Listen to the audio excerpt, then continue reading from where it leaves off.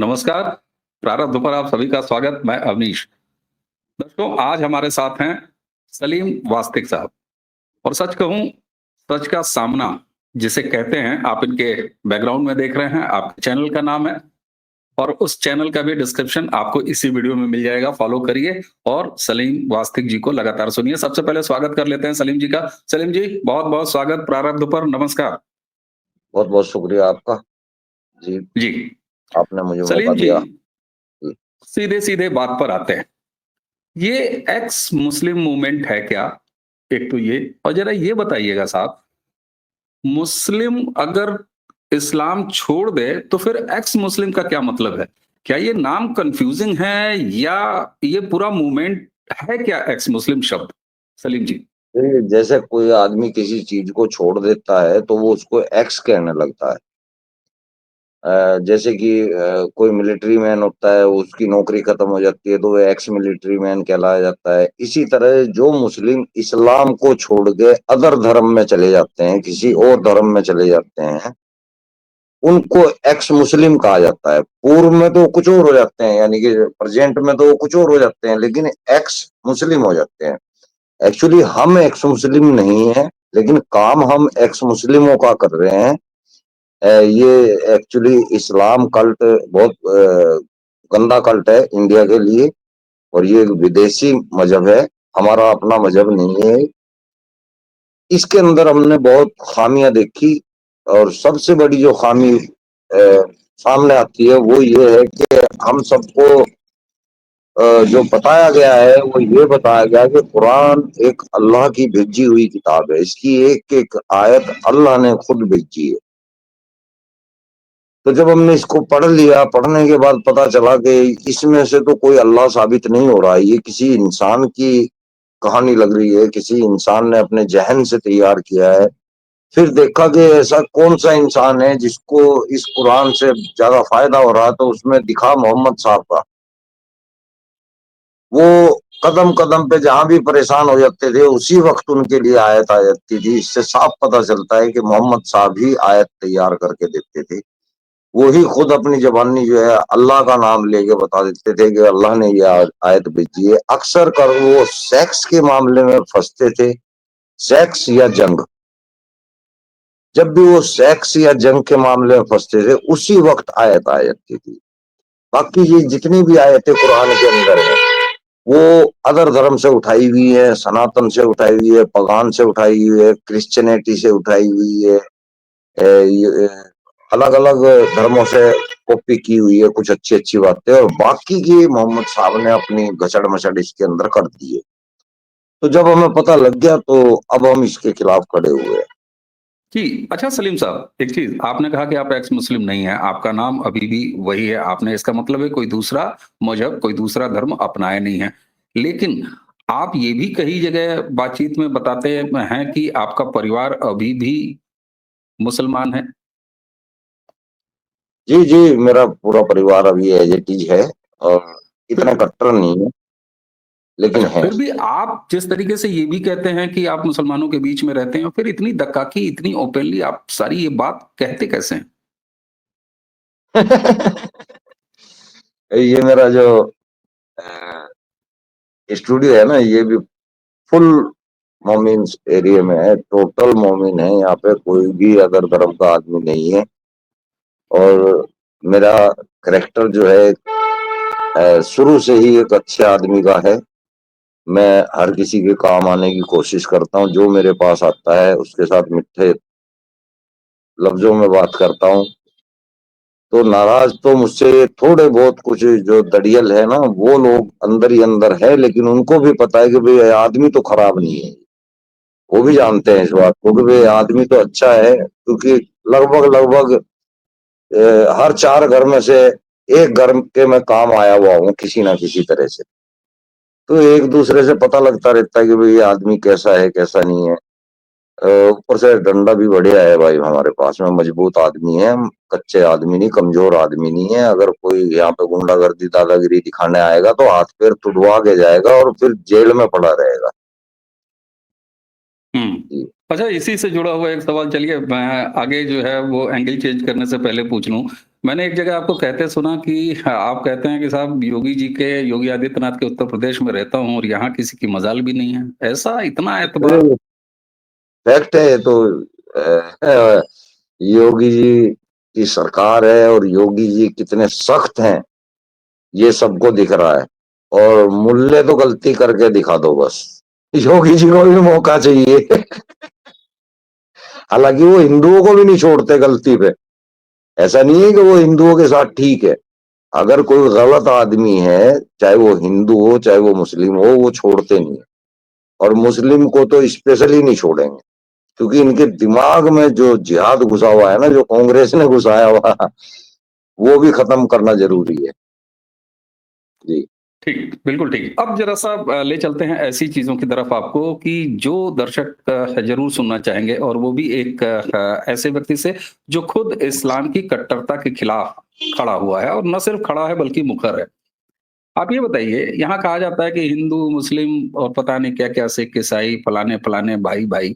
लेकिन जिन्होंने कहा कि नहीं साहब ये 2 अलग-अलग अलग कौमें एक साथ रह ही नहीं सकती। उसके बाद भी भारत में ये कहा गया नहीं रहना है और जबरिया रहना है।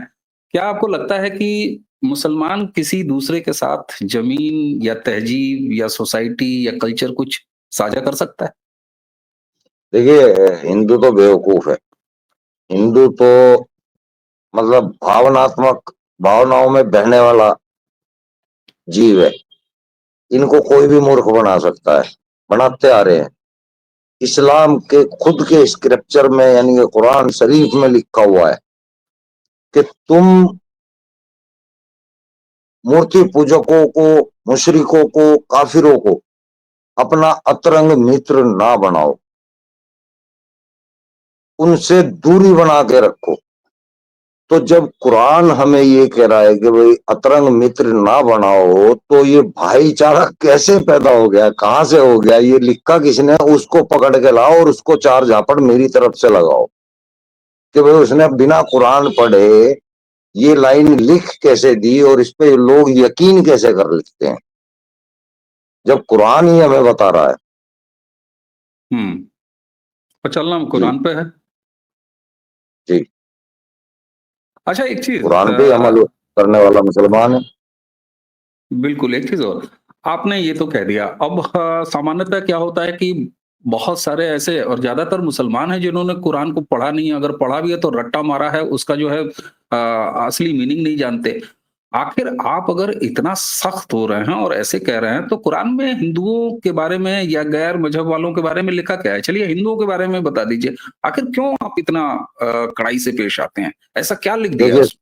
सूरह तौबा की आयत 5 में लिखा हुआ है कि मूर्ति पूजकों को और मुशरिकों को जहां पाओ वहां मारो, इनके लिए घात लगाकर बैठे रहो, जब मौका मिले फौरन इनको मार दो, इनसे जजिया लो, इनकी बीवियों को गुलाम बनाओ, कोई उनको बात नहीं। लोंडी बनाओ। काफिर नजासत यानी कि टट्टी के बराबर है, इनकी औकात टट्टी के बराबर है, ये अपमान करने के लायक हैं, ये अ, गुलाम बनाने के लायक हैं, ये जजिया देने के लायक हैं। तो ये भाईचारा तो बिल्कुल भी नहीं है। काफिरों के बारे में मैंने इतना कुछ बता दिया, अगर आपको थोड़ा सा शर्म आ रही हो तो देख लो। कि जैसे मैंने ज़्यादातर एक्स मुस्लिम्स में देखा है जो कि सामने आके बोलते हैं जो कि वोकल हैं, उन्होंने इस्लाम को ठीक से जाना होता है। जैसे आपने इमामत की हुई है और एक्स मुस्लिम हैं, उनको उन्होंने दावत तो पता चला कोई तबलीग का हिस्सा था। तो ये इस्लाम का अच्छा खासा जानकार ही ज़्यादातर एक्स मुस्लिम क्यों आता है निकल के? इसको पढ़ने के बाद ही पता लगता है कि भाई हमें तो बताया तो कुछ और जाता है, लेकिन अंदर जाके पढ़ते हैं तो ये सब कुछ मिलता है। अच्छा, ये नहीं है कि जो हमने पढ़ा वो मौलाना नहीं पढ़ते, मौलाना भी हुँ, पढ़ते हैं। मौलानाओं को भी पता है, जितने भी ये मुफ्ती कारी है ना, इन सबको पता है कि हाँ ये कुरान के अंदर लिखा हुआ है, इनको भी यकीन है। लेकिन ये लोग इस्लाम की दहशत की वजह से, एक खतरनाक डर की वजह से अपनी बात को कह नहीं सकते। दूसरा, इसी से इनकी रोजी रोटी चलती है, दीन से, इस्लाम से। अब अगर ये लोगों को सच बता देंगे, एक तो लोग इन्हें मारेंगे, ऊपर से इनको पैसा नहीं मिलेगा जिंदगी में, फिर ये क्या करेंगे, केले की रेडी लगानी पड़ेगी इनको। अभी ये मुसलमानों से लगवा रहे हैं केले की रेडी और खा खुद रहे हैं बढ़िया एन बैठ के मजे के साथ में। ये तो कोई सरफिरा या कोई मानव को ज्यादा तरजीह देने वाला इंसान ही कोशिश कर सकता है, क्योंकि ये जान पे खेलने वाला काम है, अपनी जान पे खेल के सच बताने वाला काम है, तो ये इतना आसान नहीं है, इसलिए हर कोई इस काम को नहीं कर सकता। एक्स मुस्लिम लोग जिगरे वाले लोग हैं जो जान के समझ के और फिर समझा रहे हैं। तो ये काम हर मौलानाओं को करना चाहिए था, लेकिन ये कुछ लोग ऐसा कर रहे हैं, बहुत ही कम लोग। यानी कि अगर 22 लाख की आबादी मुसलमानों की इंडिया में है, तो कुल 22 करोड़ की है, तो कुल 2 करोड़ लोग एक्स मुस्लिम है। होना ये चाहिए था कि कम से भी कम 7-8 करोड़ एक्स मुस्लिम होने चाहिए थे, क्योंकि 7-8 करोड़ लोग इस्लाम के जानकार हैं, हम्म। लेकिन इसीलिए हर मैंने ये किसी में पूछा गुर्दा आपसे। नहीं होता। हाँ। हर किसी हाँ, में गुर्दा इसीलिए। नहीं होता। जी। हम्म। बिल्कुल ठीक बात है। अच्छा, एक चीज, अच्छे मुसलमान, खराब मुसलमान, ये क्या कोई शब्द है? अच्छा, एक चीज और, जब आप ये कहते हैं कि कुरान में ये सारी चीजें लिखी हुई हैं कि काफिरों को या कर दो, काफिरों को वाह कर दो, तो एक मुसलमान तो कुरान को मानेगा ही मानेगा। अब एक मुसलमान अगर कुरान को मानेगा तो बट नेचुरल है कुरान में लिखी बात को भी न मानेगा, तो फिर अच्छा मुस्लिम और बुरा मुस्लिम क्या हो सकता है? इसका मतलब एक्स मुस्लिम ही हो सकता है कुछ। हाँ जी, बस सीधा यही बात है। अच्छा मुस्लिम जो है वो एक्स मुस्लिम है, जिसके अंदर केवल मानवता है, जो इंसानों को इंसान समझ रहा है। हिंदू मुसलमान नहीं समझ रहा, उसको हिंदू मुस्लिम के नारों से गुस्सा आता है, उसको ये चीजें अच्छी नहीं लगती। उसको कोई दुखी दिखे तो उसकी मदद के लिए खड़ा होता है। मुसलमान ऐसा नहीं है, जो इस्लाम को फॉलो करता है वो ऐसा नहीं है। उसके लिए हिंदू मुस्लिम की दीवार है, हिंदू सिख की दीवार है, मुस्लिम ईसाई की दीवार है, मुस्लिम यहूदी की दीवार है। ये यानी कि अलग अलग भागों में बांट दिया गया। ये खुद भी एक नहीं है। इस्लाम को मानने वाले भी 73 फिरकों में बटे हुए हैं, और ये 73 के 73 फिरके आपस में लड़ाई करते हैं और एक दूसरे को नजासत बोलते हैं, ठट्टी बोलते हैं एक दूसरे को।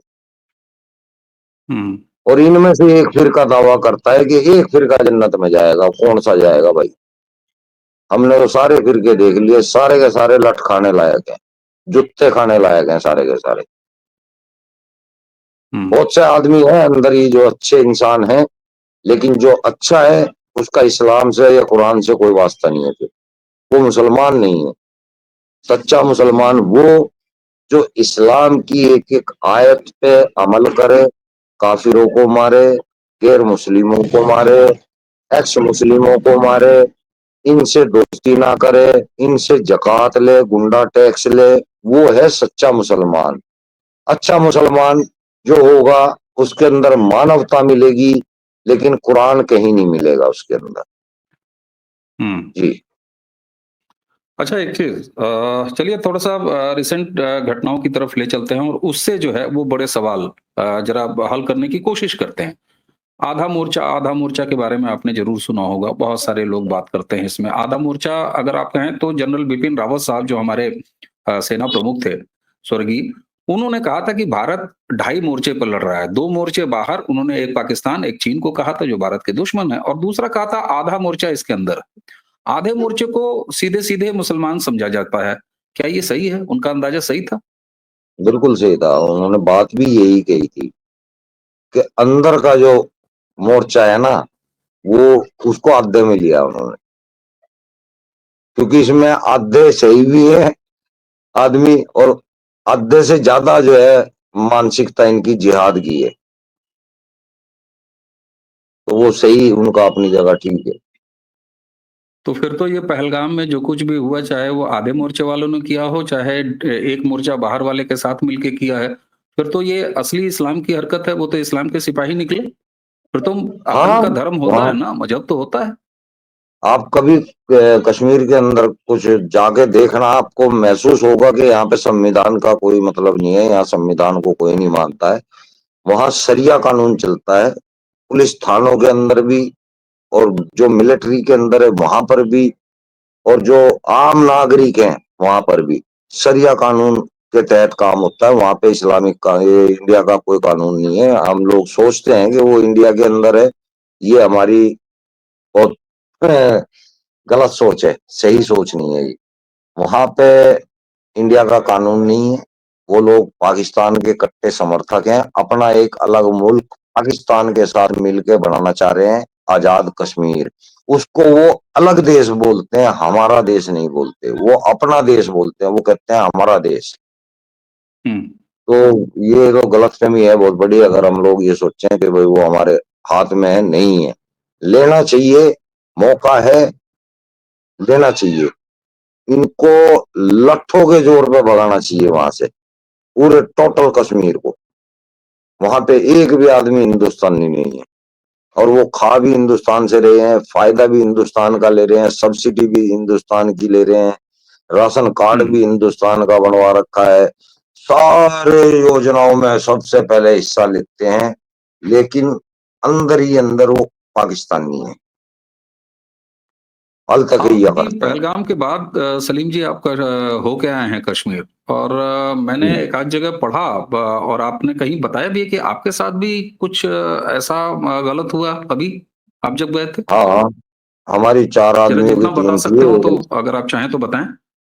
हमारी चार आदमियों की टीम थी, एक लड़की शामिल थी इसमें, तीन हमें एक्स मुस्लिम थे, समीर, एहसान और मैं।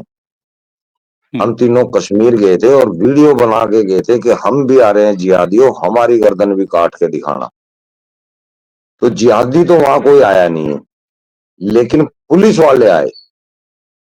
पुलिस वालों ने हमें उठाया और हमें इतना बुरा प्रताड़ित किया, थर्ड डिग्री टॉर्चर किया। अभी तक भी हम लोगों को निशान है और हम अपना केस लड़ रहे हैं। और बहुत जल्दी हम जंतर मंतर पे खड़े होने वाले हैं, इंडिया के सारे एक्स मुस्लिमों को हम वहां दावत देंगे। हम बहुत बड़ा हंगामा मचाएंगे अगर वहां के तीनों थाने सस्पेंड ना हुए तो। नाजिया इलाही खान जी हमारा केस लीड कर रही है, जो टॉप की बैरिस्टर है सुप्रीम कोर्ट से, और वो भी लगभग एक्स मुस्लिम टाइप ही हैं, आप सब जानते हैं।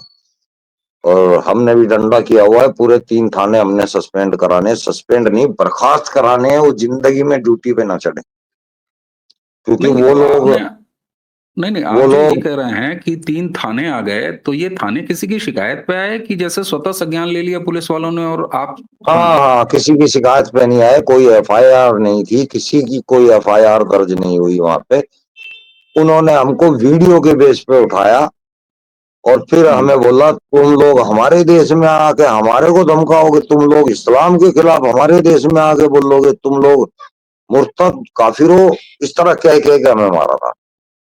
हमने चेतावनी भी दी थी, मैं कहा भैया यहाँ तुम जितना कर रहे हो ना, अगर हमारी खबर लग गई ना तो तुम बचोगे नहीं, किसी भी कीमत पे बचोगे नहीं तुम लोग। तुम यहाँ पे इस टाइम सरिया कानून लागू कर रहे हो, हम तुम्हें संविधान की भी ताकत दिखाएंगे फिर।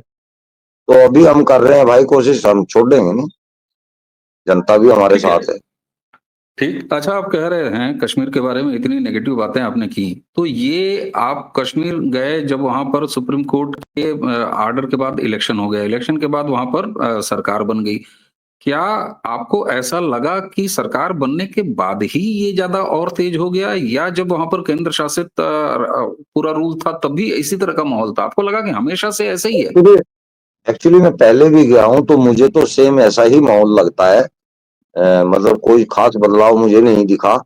अब की बार हमारा वास्ता पड़ा, इससे हम्म। पहले हमारा कोई वास्ता नहीं पड़ा, सिर्फ इतना पड़ा कि भाई होटल में रुक गए, शिकारा में बैठ गए, दुकान से चाय पी ली, खाना खा लिया, उसी वक्फे में आदमी जो किसी से बात कर लेता है।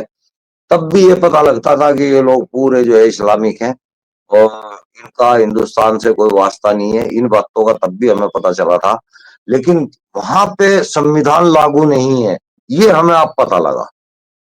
हम्म। हम्म। अच्छा, चलिए, हमें लगता है कि इस मूवमेंट को और जो आपका ये एजिटेशन है, हम आपके साथ हैं, पूरा प्रारब्ध आपके साथ है, प्रारब्ध के हम सारे, जो हमारा लाखों का परिवार है वो हम सब आपके साथ हैं। अब जरा बहुत बहुत चलते-चलते शुक्रिया। सलीम जी, ये पहली चर्चा आपके साथ है, हाँ? और हम तो आपके साथ बैठ के रूबरू पॉडकास्ट भी करेंगे बहुत जल्दी। लेकिन अब जरा चलते-चलते पॉलिटिक्स की तरफ चलते हैं। राजनीति में अगर नहीं गया तो फिर भारत में कोई चर्चा जो है अधूरी रह जाती है। अच्छा, एक चीज़ आप जब सीधे कह रहे हैं कि अच्छा मुस्लिम हो ही नहीं सकता, अच्छा मुस्लिम वही है जो एक्स मुस्लिम है, वो केवल 2 करोड़ है, होना चाहिए 8-10 करोड़, वो अभी दूर तक दिखाई देता नहीं। तो फिर भारत में मुसलमान कैसे रहेगा? 2014 से तो लगातार वो दुखी-दुखी दिखाई दे रहा है। नहीं, मोदी ये और योगी उसको आप कह कैसे रहे हैं ना पसंद आएँगे? कि आखिर कैसे ये 11 साल कैसे वो बीता है भारत के मुसलमान? आप आपने ये कहा कि आगे भी होता नहीं दिख रहा, लेकिन हमें दिख रहा है। हमें प्रेजेंट में दिख रहा है कि कितने लोग एक्स मुस्लिम होते जा रहे हैं। बहुत भयंकर तेजी, मैंने कोई धर्म इतनी तेजी से बढ़ता हुआ नहीं देखा। इस्लाम भी इतनी तेजी से नहीं बढ़ा जितनी तेजी से एक्स मुस्लिम बढ़ रहे हैं। और हम लोगों का कोई ऐसा धर्म नहीं है, कोई किताब नहीं है, हमारा कोई भगवान नहीं है, हमारा कोई ईश्वर अल्लाह नहीं है। केवल इंसानों में प्यार, सौहार्द, मानवता, ये चाहते हैं। कुदरत को कोई हानि ना हो, नदियों को नुकसान ना हो, पेड़ों को नुकसान ना हो, जीवों को नुकसान ना हो। हम सभी एक्स मुस्लिमों की ये सोच होती है, थॉट होती है। ये बहुत जल्दी बढ़ने वाली है। आप देखेंगे 10 साल के अंदर इस्लाम इंडिया के अंदर नाम मात्र को रह जाएगा। बहुत बड़ी बात बोल रहे हैं आप। हाँ, ये पक्की बोल रहे हैं जी, क्योंकि डाटा दिख रहा है हमें। हम ऊपर बैठ के देख रहे हैं, हमें पता है अपनी लाइन के बारे में। मुसलमान भारत का कभी योगी या मोदी जी को वोट दे सकता है? आपको लगता है? नहीं दे सकता,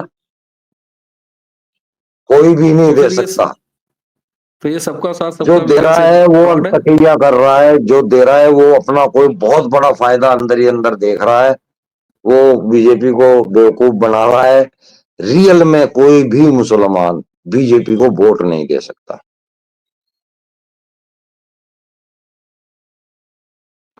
अच्छा, हमने इतनी सारी चीजें आपसे पूछ ली इस्लाम के बारे में। भारत के मुसलमानों को आप क्या कहना चाहेंगे? क्योंकि हमारे यहाँ प्रारब्ध पे कई प्रोग्रेसिव मुस्लिम भी आते हैं, फैज खान आते हैं जो अभी मुस्लिम हैं, डॉक्टर फैयाज आते हैं, उनसे भी बात करते हैं। भारत के मुसलमानों को कुछ कहेंगे आप? मैं भारत के मुसलमानों को यही कहूंगा कि ये जो इस्लाम है, ये हम लोगों का कल्ट नहीं है। ये एक विदेशी मजहब है जो हम लोगों के ऊपर जबरन थोपा गया था। हमारे पूर्वज हिंदू ही थे, उन लोगों को मजबूर किया गया था। अब वो क्या उनके ऊपर मजबूरी थी, हम तो प्रेजेंट नहीं थे, लेकिन देख के पता लगता है कि उनके साथ मारकाट हुई है, जबरदस्ती हुई है। उन्होंने अपनी औलाद के लिए मजबूर होकर धर्म बदल लिया या अपने लिए मजबूर होकर धर्म बदल लिया। उनकी हम औलाद हैं, हमें इस्लाम को पढ़ना चाहिए। ऐसे किसी ने हमारे कान में अजान दे दी तो हम मुसलमान हो गए, ऐसे नहीं मानना चाहिए। हमें पढ़ना चाहिए कि ये वाकई में सही है या गलत है, ये किसी अल्लाह की भेजी हुई है या नहीं है। इसको जान के फिर फॉलो करें, और एक्स मुस्लिमों की वीडियो देख के उनके रेफरेंस चेक करें कि वो गलत बोल रहे हैं या सही बोल रहे हैं। जी। चलिए, अब एक सवाल, अंतिम सवाल। एक्स मुस्लिम की जगह अगर मान लीजिए इस्लाम से हटना ही है, तो फिर सनातन के देश भारत में फिर घर वापसी, और आपने कहा कि सारे के सारे हम हिंदू थे, तो घर वापसी में क्या बुराई? देखिए, घर वापसी ही है एक तरह से ये। जब हमने एक विदेशी कल्ट को छोड़ दिया है तो अब रह क्या गया हमारे पास स्वदेश। तो अगर आप इसको कोई प्रक्रिया चाहते हैं कि भाई हम गले में पटका डाल लें, माथे पे तिलक लगाए, है ना, अपना नाम चेंज करें, तो इसकी हमें जरूरत नहीं है। सनातन हुँ। को अपनाने की जरूरत नहीं है। सनातन कुदरत है। सनातन एक दूसरे के प्रति कर्तव्य है। उसको सिर्फ जीवन में लाने की जरूरत है, उसकी फॉर्मेलिटी की जरूरत नहीं है कि भाई चलो भाई ठप्पा लग गया। ये वाक़ई सनातन में कोई कलमा पढ़ के सनातनी नहीं होता, सनातनी तो व्यवहार से हाँ। होता है, सनातनी संस्कार से व्यवहार, होता है। बिल्कुल ठीक बात है। अगर हमारे क्योंकि ये व्यवहार सवाल ऐसे है तो हम सनातनी हैं। सनातनी है, और मैंने आपसे ये सवाल क्यों पूछा सलीम भाई? सवाल इसलिए पूछा कि बहुत सारे जो हमारे यहाँ जो हिंदू है ना, एक लंबी भीड़ है, वो बड़ा चुल्लू मचा रहता है कि घर वापसी कराओ, घर वापसी कराओ, ये अलतकैया कर रहे हैं, ये अलतकैया कर रहे हैं। सवाल ये उठता है कि घर वापसी करा के आप एकोमोडेट कैसे करेंगे उनको? आप कैसे अपने अंदर समाहित करेंगे? ये बड़ा सवाल है। तो फिर क्यों ना वो भी नहीं होगा, कि और फिर वो भी नहीं होगा, और फिर खुद मुसलमान उनका यकीन नहीं करेंगे उनकी बातों का। अब भी क्या है कि हमारी बातों का मुसलमान यकीन क्यों कर रहा है? क्योंकि हम मुसलमान हैं प्रेजेंट में। हम हिंदू नहीं बने, हम सिख नहीं बने, हम ईसाई नहीं बने, हम अभी भी एज इट इज है। तो लोग हमारा यकीन कर रहे हैं। जिस वक्त हम हिंदू धर्म में चले जाएंगे या किसी और धर्म में चले जाएंगे, फिर वो लोग हमारी बातों पे गौर भी नहीं करेंगे, वो हमारे को सुनेंगे भी नहीं। उनको पता है कि ये हिंदू है, ये तो खिलाफ बोल लेगा। समझ रहे? बिल्कुल जी बिल्कुल। सलीम साहब, आपने हमें समय दिया और ये शुरुआती चर्चा प्रारब्ध के इस मंच पर मुझे उम्मीद है कि हम आगे भी बात करते रहेंगे। रूबरू भी आके मैं आपके साथ पॉडकास्ट करूंगा बहुत जल्द। दर्शकों, आप थे सलीम वास्तिक साहब, और आपके चैनल का डिस्क्रिप्शन में सलीम आपको लिंक मिल वास्तिक जाएगा। ऑफिशियल, सलीम जरूर वास्तिक जाइए, ऑफिशियल। उसका लिंक हम इसी में डालेंगे, जरूर जाइए। और आप लोगों ने कहा कि सलीम साहब से बात करिए, तो ये शुरुआती हमारी बातचीत है। सलीम साहब, आपने हमें समय दिया, आपका बहुत बहुत धन्यवाद। और बहुत सारी चर्चाएं आपके साथ अभी ड्यू हैं साहब, वो हम लगातार करते रहेंगे, क्योंकि आपके मूवमेंट में हम भी नैतिक रूप से शामिल हैं। आज से प्रारब्ध परिवार भी आपके मूवमेंट में शामिल है। दर्शकों, इसी के साथ हमें और सलीम भाई दोनों को आज्ञा दीजिए। नमस्कार।